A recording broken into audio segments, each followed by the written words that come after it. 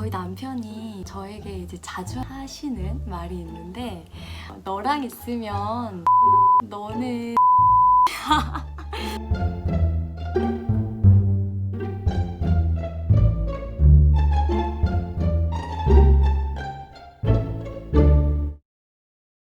안녕하세요. 마음을 만나는 책을 함께 읽어가는 유튜브 작은 책장입니다.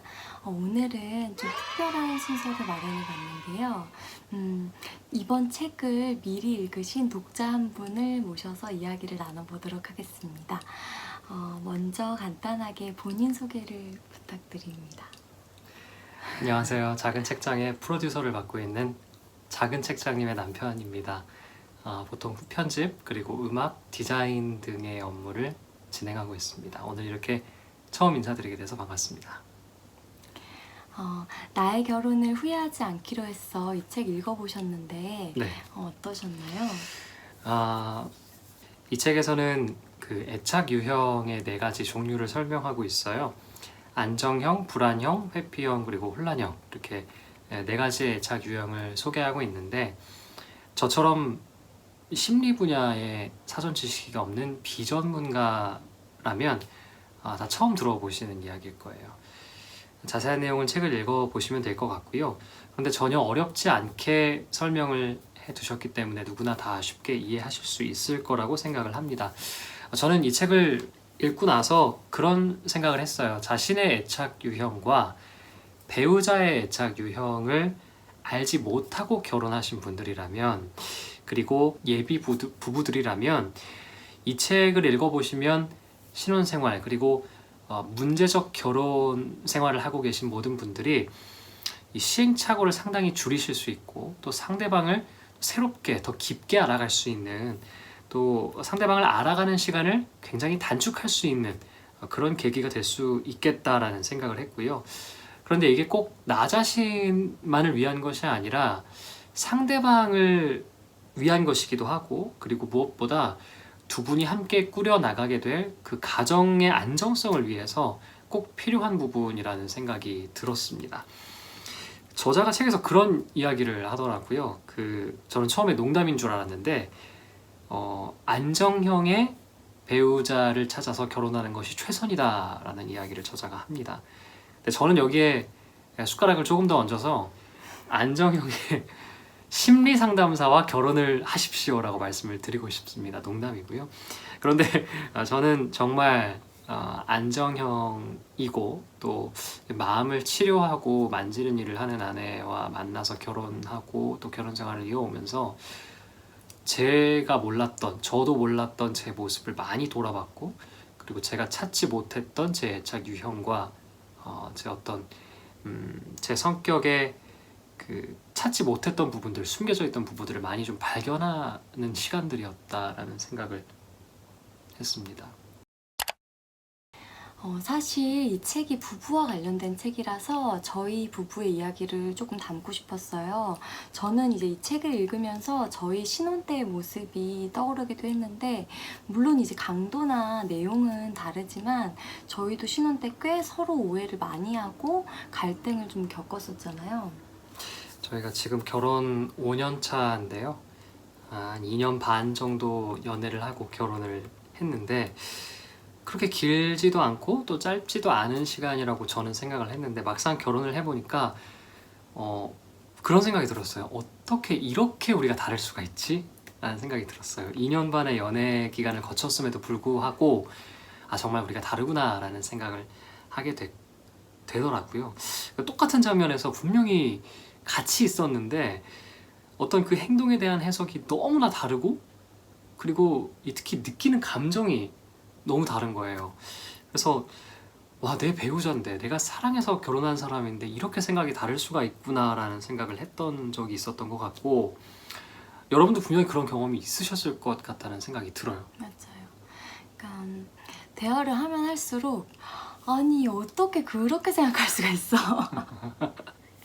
아니 나는 전혀 그렇게 느끼지 못했는데 어떻게 그렇게 느낄 수가 있어, 이런 대화를 서로 굉장히 많이 했던 것 같아요.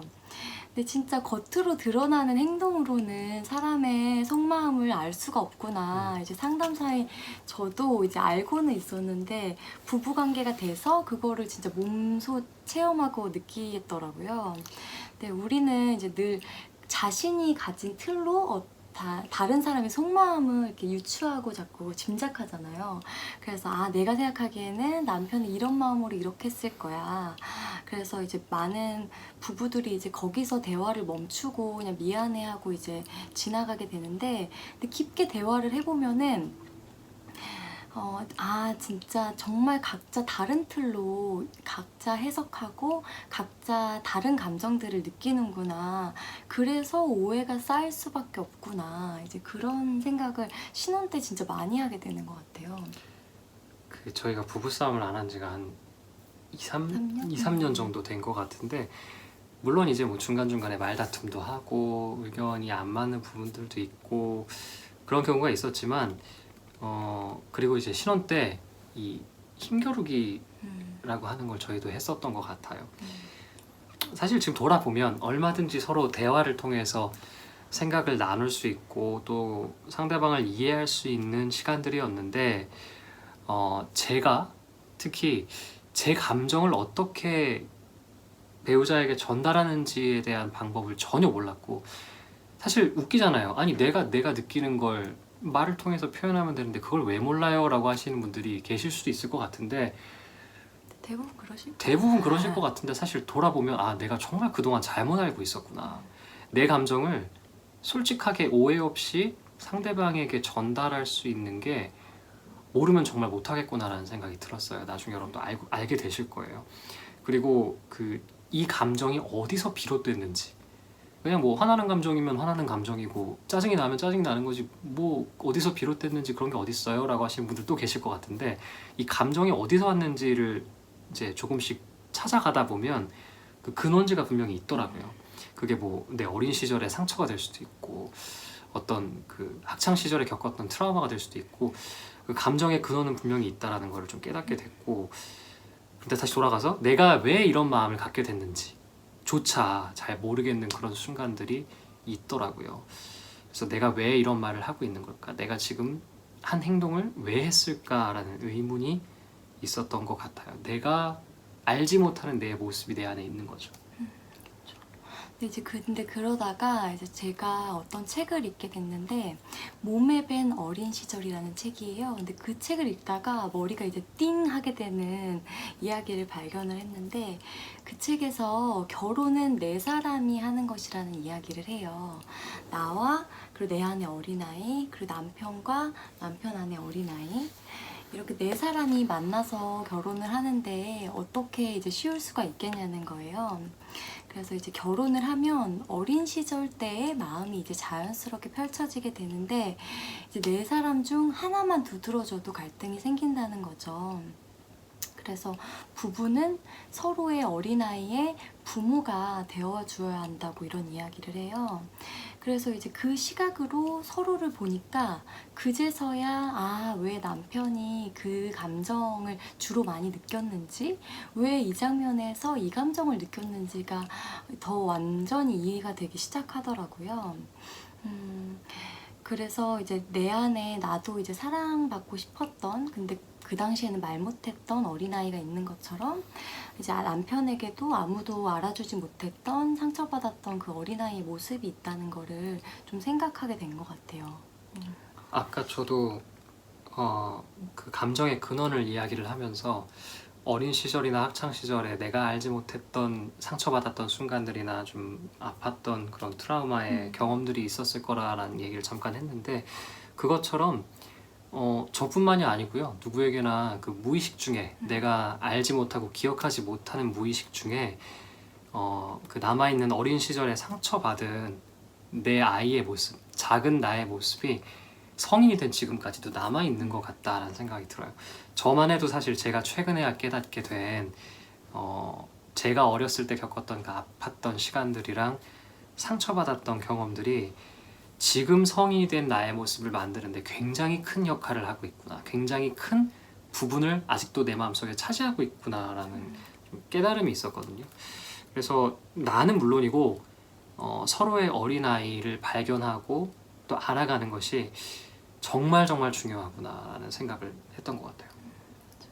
그래서 이제 그 이후로 저희가 서로 좀 감정적으로 힘들거나 다른 모습을 발견하게 되면 계속 과거 이야기를 하기 시작했어요. 그래서 과거에 있었던 일들을 대화의 주제로 가지고 와서 이야기를 나누다 보니까 서로의 과거 경험을 알고 나니 이 사람이 더 공감이 되고 이제 이해가 되고 더 이제 안아줄 수 있는 그런 관계가 시작이 됐었던 것 같아요.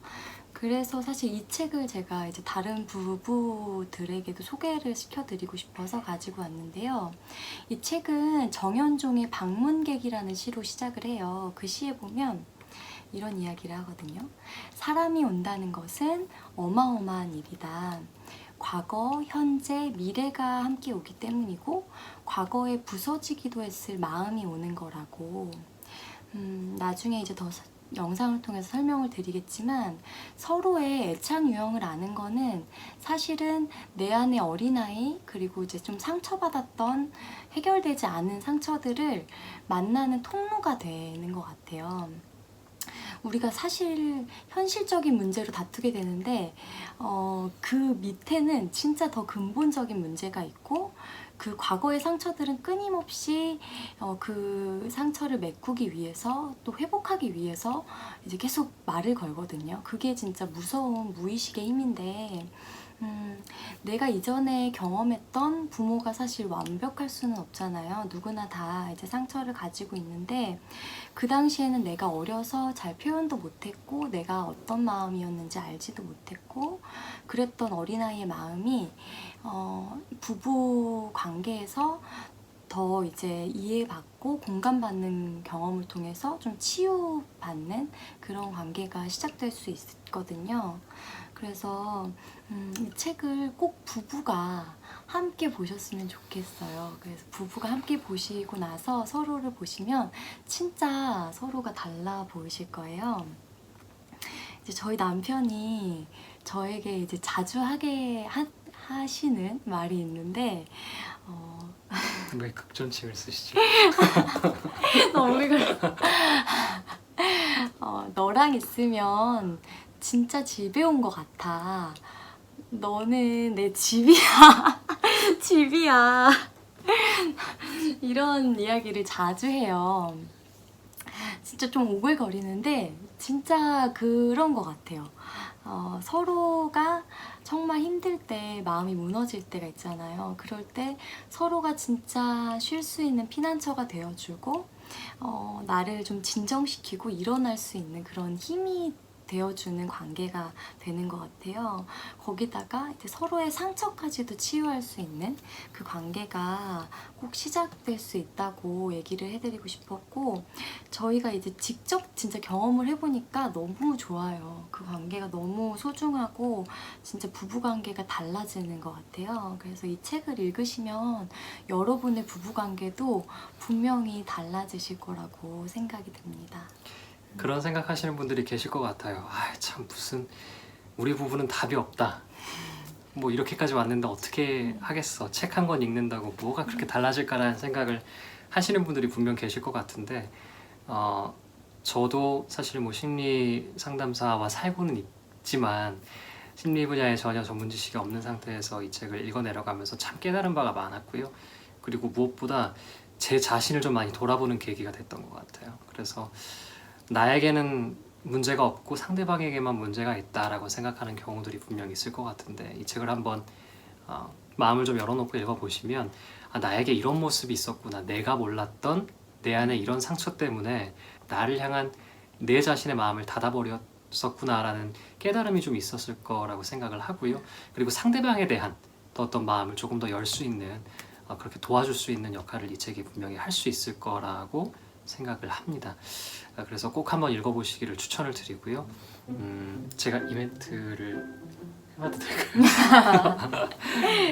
작은 책장 영상을 항상 만들면서 제가 꼭 한번 이벤트를 해보고 싶었는데 오늘 영상 보시고 도움이 되셨다면 좋아요, 구독, 알림 설정 부탁드리고요.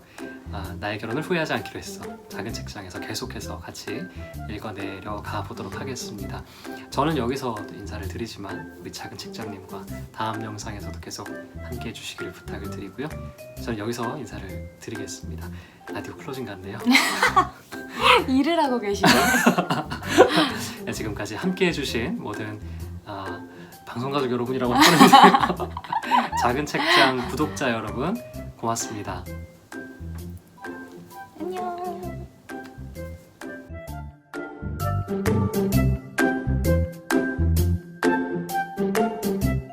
저만 해도 제가 최근에 깨닫게 된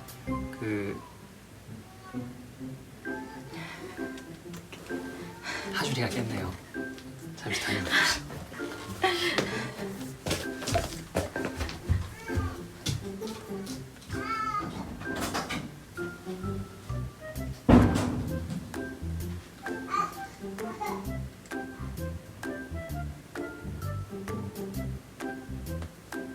하준이가 깼습니다. 그런데 아내가 또 가는 길에 거의 발을 채웠나 봐요. 그 꽝 하는 소리 뭐였나요?